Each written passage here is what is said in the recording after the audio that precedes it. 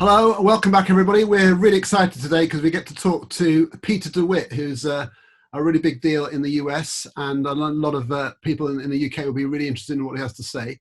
And Emma and I are going to ask him a few questions. I've been watching Peter's YouTube videos all day, and I just think it's absolutely fascinating that we have these sort of parallel dialogues across the Atlantic, and we're all in the same situation with lockdown and so on, and Peter's got a lot of ideas about that. So I was going to kick you off, Peter, by asking you, for people who are in the UK coming to you maybe for the first time, what's your kind of big deal? What's your big mission, the message that you're trying to get across to teachers and leaders? Well, thank you for having me. My usual first big deal is to make sure that we're creating an inclusive climate for all students within schools. And over the past few years, I've been doing a fair amount of leadership work. So I've worked in the UK, Australia, United States, Canada, and just focusing on instructional leadership and what that looks like in order to have positive dialogue with teachers and students and parents and creating that kind of climate. So if you were to have to explain that in a nutshell, what's the difference between instructional leadership and more broad views of what leadership is? So, you obviously have a model and stuff, but how could you capture that for people? So in the past, I've talked about things like collaborative leadership, which is really how we communicate with our school community, whether that be parents and guardians or students and teachers. Instructional leadership is actually very, very focused on just how we talk about learning. So it is, lots of principals in the UK will do learning walks. They have to do formal observations on teachers. And those things actually have to focus on learning. In the past, though, over the past few decades, we haven't been so good with the classroom observation piece. They really haven't given us the bang for the buck that we needed. They've really been something to get through as opposed to something that focuses on learning. So instructional leadership is really about how we talk about the learning that is taking place within classrooms and within our school. Do you think there are some methods that you think are, that you're advocating? Are you sort of saying, this is how it should be done? Yeah, I'm never going to be a big fan of it's my way or the highway kind of thing where I'm the leader, so I come in and you've got to do it the way I want you to do it. For me, it's going to be about collaboration and building relationships. That's not groundbreaking. Many people will talk about building relationships with students and staff, but what I really start to focus on is how we can have more of a practical sense in being able to do that. So in the instructional leadership work, one of the things that I start off by talking about is implementation. What does our implementation look like? We haven't always been good at that. There have been times that we go through the implementation dip where when it starts to get hard, it sort of falls apart. So it's about using things like a program logic model to understand what implementation of learning looks like. And we're always focused on how can we impact student learning in a positive way. So when I look at things like teacher observations or even, our faculty and staff meetings, it's about how do we use language where we're creating a common language and a common understanding around the words that we use. I hope that makes sense. Because in education, we know that we've got a lot of acronyms, a lot of words that we use, things like the growth mindset or multiple intelligences. But the unfortunate thing is within each school, those words might mean something different to each person. So from an instructional leadership standpoint, it's about using our spaces where we have most proximity to staff, our staff meetings, our professional learning communities, our observations, and making sure that we're defining a common language and have a common understanding around that language. And it always has to be focused on learning, both social emotional learning and academic learning. Well, that's fantastic. I mean, I'm a big fan of instructional coaching as an idea. I knew you were going to say that. Yeah, I knew you were going to say that. I picked up on that. And don't you think we've been doing this wrong for so many years? I mean, I go to schools where what happens is a senior leader will drop into a lesson, watch for 10 minutes, and then write up some feedback to the teacher, which they put in their pigeonhole. And they haven't even spoken to the teacher at all. Do you come across that kind of nonsense? Oh, all over the place. It doesn't matter what country I work in. Actually, one of the things that I focused on in instructional leadership is research that I was doing in preparation for writing the book a year ago, where I actually surveyed principals on how credible they felt as an instructional leader, that small focus where we're just talking about learning. And I had a huge percentage of principals that said that they're completely confident, or they're somewhat confident to talk about instructional strategies to focus on instructional leadership.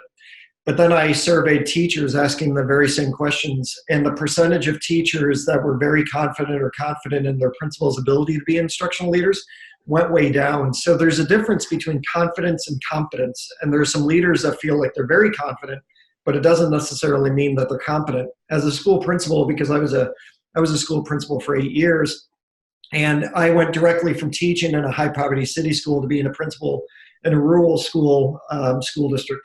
And one of the things that I always did was I went around every morning to say good morning to the kids. I studied the yearbook to memorize their faces and their pictures. And so I tried to create the relationships and get a sense of how teachers taught. So I would go back into classrooms quite often. I was in every day.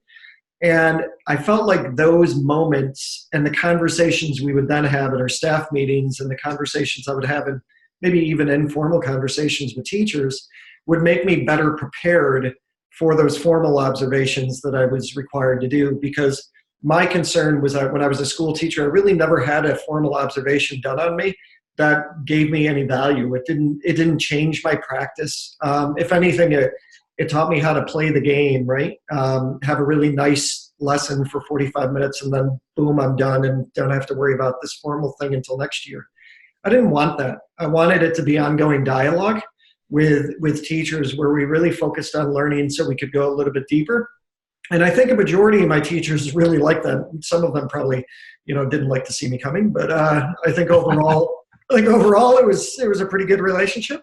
Do you think you have to be like a really kind of hungry leader who's really passionate about teaching and learning to do that though? Because there's kind of two types of leaders in a school. There are who are really, really deeply engrossed in teaching and learning.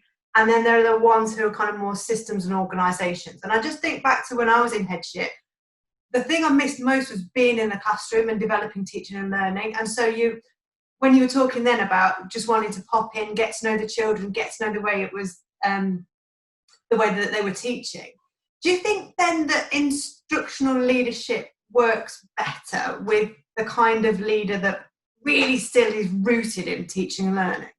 Yeah, so part of the research that's a great question. Part of the research that I was doing was because I do work in the UK and Europe and everywhere else, I was trying to get a sense of what it looks like all around the world. And the reality is that over the past few decades, even though instructional leadership has been studied since about the mid-1970s, one of the things that I found is that for a majority of leaders in different countries, that management style was really what came through. They focused on being a manager more than they focused on the instructional leadership piece. And honestly, I remember reading research from Norway where it said that some of the the principals, the school principals or the head teachers were actually people that were not necessarily particularly good teachers, but they were very good at doing master scheduling and timetabling and all that kind of stuff.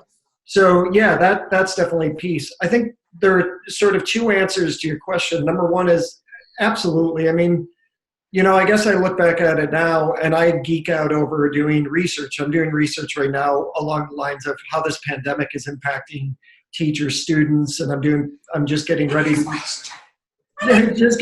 do parent surveys. I know I can read over your shoulder there. The magic of the internet. So I think I can, I geek out a little bit when it comes to this because I look at this as a great opportunity, right? I'm like, this is really fun about and research and look at. But on the other side, I don't think you need to know it all. And that's part of the problem with being a school leader is that they feel this sense of pressure that they're supposed to know it all when they walk into a building. And I was fortunate enough that I didn't have that experience. I interviewed in front of a panel of 17 people, and the teachers chose me as being their new principal because I was coming from the classroom. But the reality is I never felt like I was supposed to know it all when I went in. Was there pressure there every once in a while? Absolutely. So I think for school leaders, what they could do is maybe not necessarily have that pressure to feel like they're supposed to know it all, and then ask more questions so they can build that instructional knowledge as they go through. And that's where the collaboration piece comes in. We'll talk about the pandemic thing in a minute, because you alluded to that there. But I'm just fascinated by this, because it seems to me like, talking to you, this is like a no-brainer. This is how it should be done. So why are we in a situation where it feels like what you're saying isn't the norm? I mean, a lot of teachers don't have this sort of lovely relationship with a leader where they have an instructional leadership model. They're not in that environment. Is it like that in the US as well? Yeah. So I've been writing a blog for Education Week for 9 years. And when I started writing, I was a principal at that time.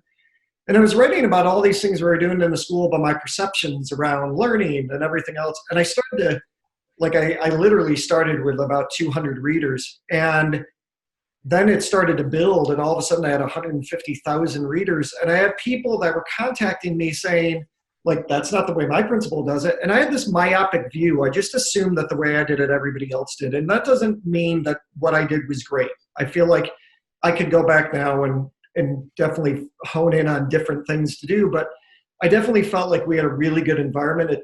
I've been out of the role for 6 years. I still talk to plenty of my teachers and parents, and my students are finding me online.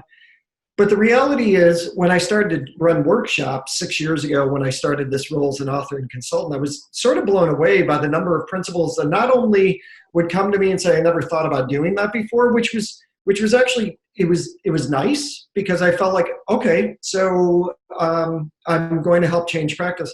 But I was actually struck by the number of people that would come to me and say, yeah, I'm not doing that in my school. And I was like, you do know that this is a workshop on instruction. You knew that coming in, but you're saying you're not going to do any of it.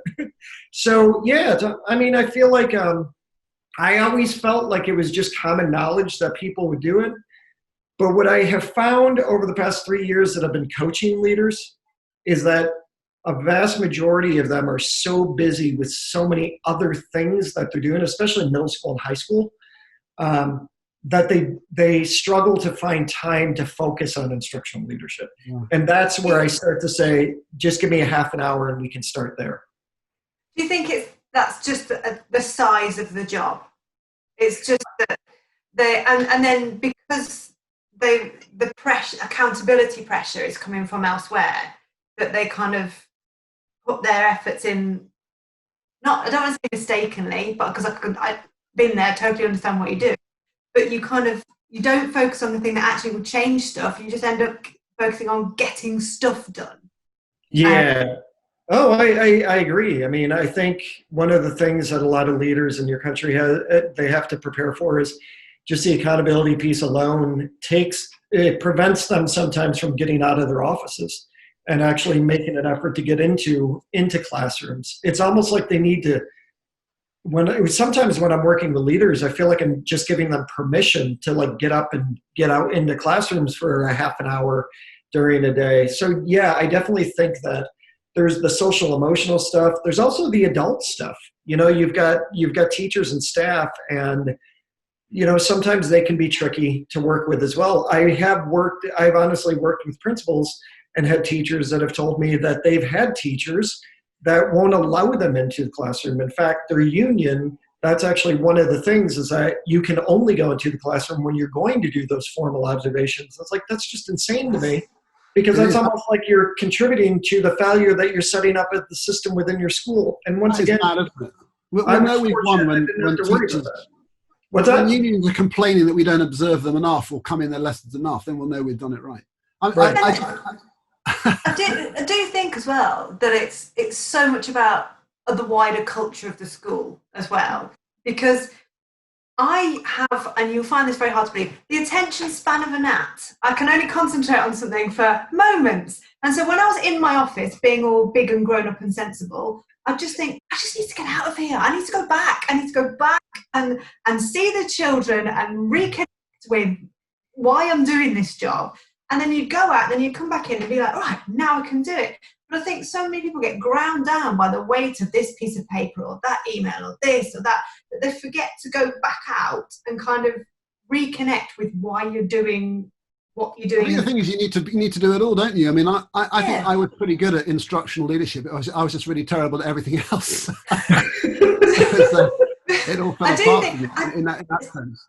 see, I don't think you could do instructional leadership really well unless you did all of the informal stuff as well, the kind of just wandering in and having a chat and talking to the kids, because it then becomes, don't mean unwieldy, it becomes weighted, doesn't it? Right, now we're going to do the instructional leadership. Actually, it needs to sit on a I was going to say on a bed of culture, but that doesn't sound right. I know what I mean. You need to have a really positive culture for it to work in the first place. It can't be, correct me if I'm wrong, you can't just bolt it onto a toxic system, can you? It's not going to fit. No, because it's definitely not going to work in that situation. And when I'm working with principals and head teachers now, one of the things is they feel this pressure that every time they go into a classroom to do a walkthrough or a learning walk or whatever we want to call them, that suddenly they're supposed to give instant feedback to teachers all the time. And I'm like, whoa, let's chill out a little bit and realize that we need to find some balance. And sometimes you just go into the classroom because you just want to see the kids. Like when I was in a 4-hour admin meeting at the district office and I would come back to the building to be a school principal, I would go right down to kindergarten. And why? Because I didn't want to see another adult. I wanted to actually be with 5-year-olds because nothing can bring you back to normal like a group of 5-year-olds in a kindergarten. Oh, Peter, you're talking my language. That's right. It's just amazing. You know what? As a secondary person, kindergarten is like another planet to me, but it's fascinating. I tell you what, I'd be really good to talk about this pandemic stuff because I'm really interested. I think you're the first person I've read or heard talk about this as pandemic learning that we're dealing with, and I'm absolutely blown away that you've written an article, something six reasons why kids aren't showing up for online learning or whatever, which has had like 1 million views or something. I mean, it's absolutely mind blowing that you've obviously struck gold with the message you're giving there. The idea. Oh, Tom, are you a little bit envious? Well, I am on the scale. I think you said 150,000 readers on it. It's just like, honestly, that's the scale of that is beyond anything I can imagine. But so tell us, I mean, why do you think that blog post? Tell us a bit about that, and why do you think it's been such a big hit? So it actually came out of nowhere for me, Tom. That's what's so sad. And like the first week of March, I was actually in London and Edinburgh working, and I came home, and all of a sudden the pandemic hit, and like I could not travel, and I usually travel every week. All of a sudden I found myself at home. And for the first couple of weeks, that wasn't bad because I haven't been home this long in 6 years. So I was like doing home stuff. But then I started to be like, how do I fit into this? Because I am a consultant author and I just wrote a book on instructional leadership. How what I do fit in? So I'd actually been on Facebook and I got invited to 2 pandemic Facebook pages. One is teaching during COVID, one is teaching during the pandemic. And I found myself going back to the pages. One had 60,000 members, the other one had 140,000 members. To me, that was mind-blowing that within a week, you would have that number of teachers just converge onto pages. So that was a sign right there, right? That there's stress involved. There are people just saying, I don't know what to do. I need to go to Facebook and start doing these questions. So I started looking at the questions and the comments and everything, and I just sort of stepped outside myself and started to put them in an Excel spreadsheet. And there were well over 950 comments, and I went through and started coding them along my instructional leadership work. Is this an implementation question? Is this a student engagement question? Is this an instructional strategy? And what I found is that a lot of the questions were really not that different than we would have gotten in an in-person session. And that's where some people have a block because they're like, this is completely different. And in some ways it is, but in other ways, when you separate and you just look at the questions, they're the same questions we get when we're in school. So I started to, and I was coaching leaders virtually and all that stuff. And I started to think, what is the incentive for a kid not to show up to school? It's virtual. What is my incentive? If I am in your class and then all of a sudden we go to virtual learning, why do I want to skip your class the next day? So I wrote a list. Access. They don't have access to a laptop or just, internet connection or whatever. And then I was like, you know what? They're essential workers. I work in places in California where the kids are working the fields. And why? Because it brings extra money into their home and their parents need the help. Grading. A lot of schools went to a no harm grading policy, and all of a sudden they've got kids that are just like, yep, don't have to come anymore. I've got my grade. And I was thinking, Although I get a little bit of that, it's a little sad for me because shouldn't we be showing up for the learning, not necessarily for the grade? And then it was one that I put was the fact that they were taking care of their younger siblings. So you've got high school kids that are taking care of their primary school siblings, and they can't show up to online learning because that's happening.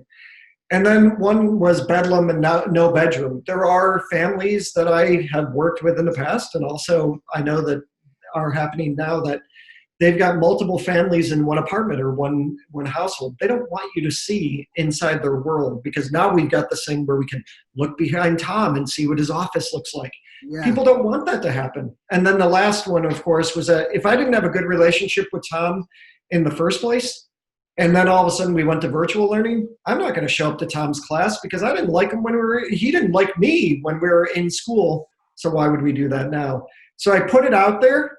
And just honestly, it was like when I posted it on my own Facebook, somebody said, will you make it public? And it was just like boom, boom, boom, boom, boom, boom. And it just started flying. And it honestly still is. It's amazing. But it has led me to doing surveys of students. I've surveyed several hundred students from 4 different countries. I've surveyed over 500 teachers from 9 different countries. I'm moving into family surveys now to look at, and it's helping me make a connection to not only the instructional leadership work, but also how can we go from pandemic teaching and learning, which is something I had seen on the internet. I didn't come up with it. It was just like, it's not virtual learning because it's during a pandemic and things are not equal. Mm. How do we go from pandemic teaching and learning? Because in the fall, we might be in the same boat. How can we turn it to virtual learning? And that is exactly where I'm staying right now and focusing on. So have you got the answers?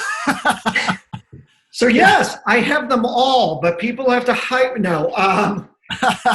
So you know what I'm doing right now is I'm going through all the data or whatever we want to call it. And it's really interesting because one of the things that I asked on the student surveys, and that was another mind-blowing thing too, because that blog that I wrote on Student Voice is becoming just as popular.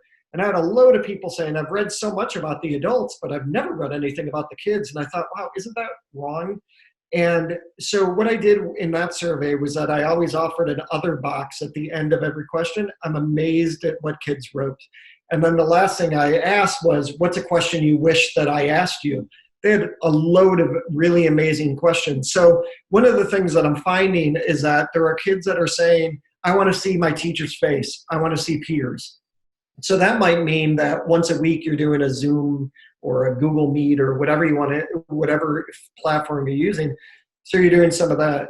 Part of it is that if you're going to continue to do review, make sure that you're offering surface to deep to transfer level learning, because part of the mistake people are making is that when they offer review, they're using the same activities that they were using a couple of months ago. So try to do a different activity that's going to be more of a conceptual learning activity, because that no grade thing that we were complaining about that kids weren't showing up for, the reality is that no grading thing has a positive side too, because it means that we have less accountability right now and we can do more fun activities, more engaging activities that way without all the harm that we usually have to worry about.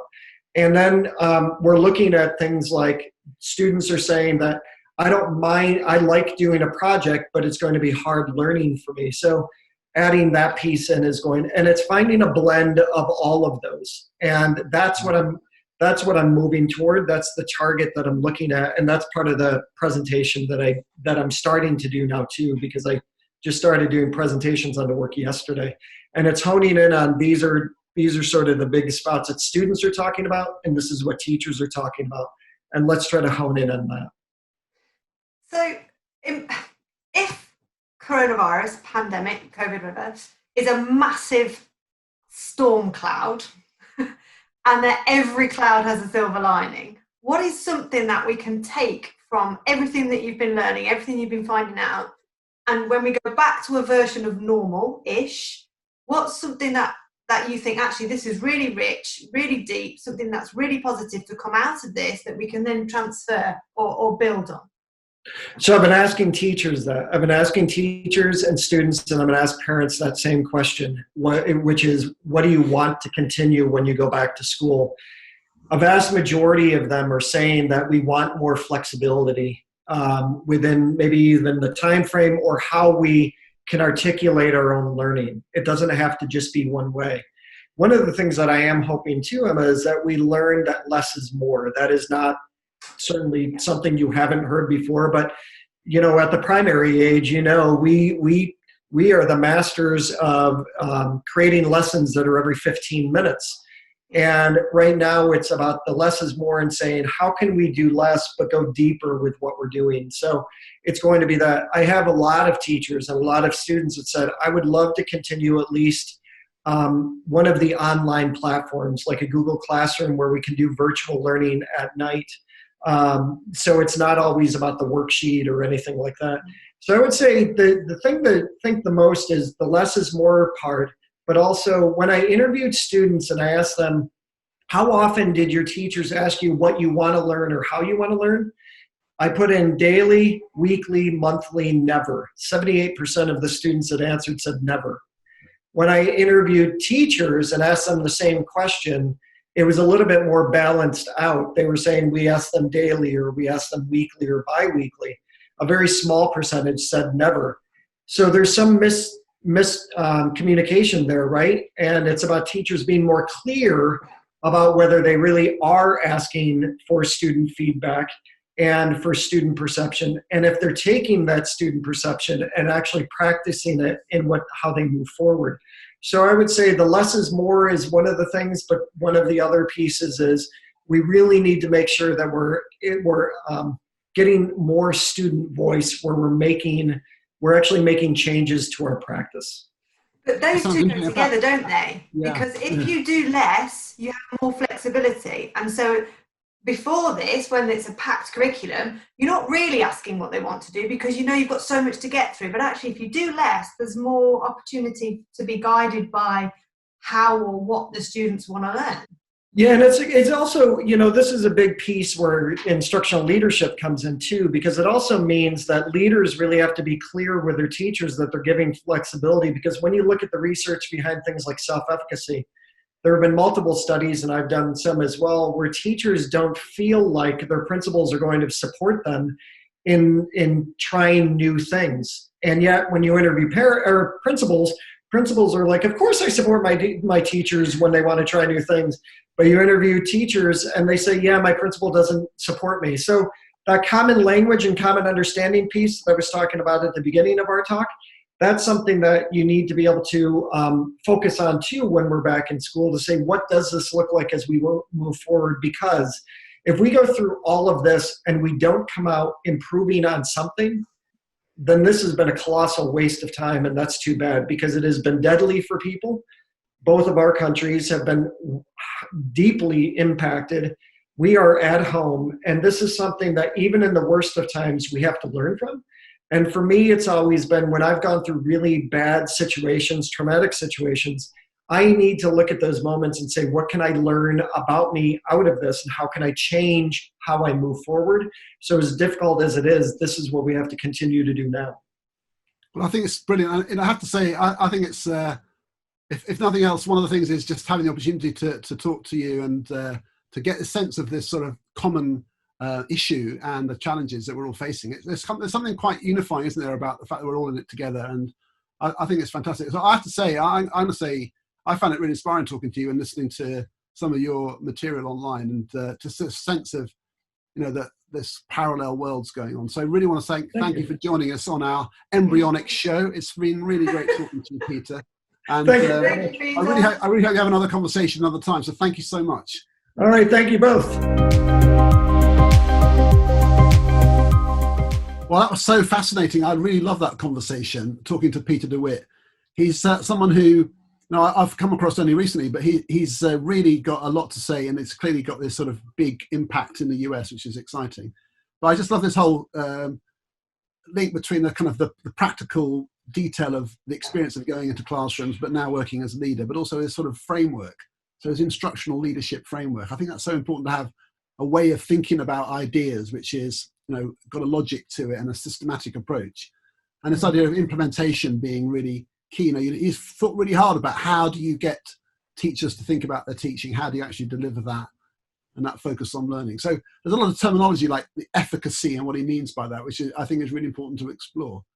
But also just his, his contemporary ideas about what he calls pandemic learning, and recognizing it's so different.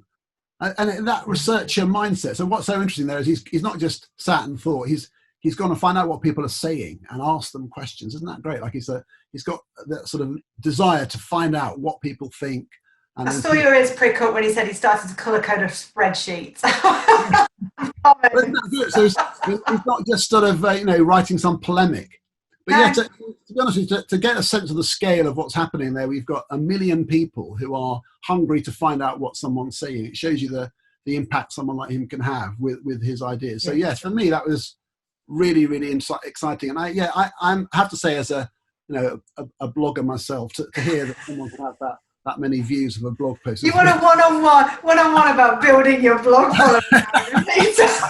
Tell me your secrets, Peter. Tell me your secrets. I feel like a minnow here. Like that was pretty amazing. So yeah, I really enjoyed that conversation. Emma, what did you think about it? Oh, I absolutely loved it. I loved the fact that he was talking about teaching and learning and improving teaching and learning being at the heart of the work of a school leader, and about how culture is so important in an establishment, that you can't just bolt on a system or a spreadsheet or a chart or whatever. You actually have to build that culture of trust and relationships first, and to really actually improve teaching and learning. And I absolutely loved the fact that he said he wanted to go back down into the classrooms of the youngest learners as well, which is totally where I'm coming from as well. Reconnecting with the reason why you do the job that you do in education and in leadership. So I absolutely loved that. And the pandemic learning was great. I loved hearing about what his hopes for the future were in terms of what we can take forward from a potentially very bleak educational landscape, potentially. And I like the fact that there was so much transferable practice between the US and the UK, that this is something that we could really build on over here, really integrate into our own system. So absolutely fascinating. I think it's probably safe to say that we could invite him back for another segment. Plenty more ground to cover. That would be absolutely fantastic. And I'm sure the audience will have lots of feedback about what he said, and will be kind of hungry for a little bit more DeWitt magic.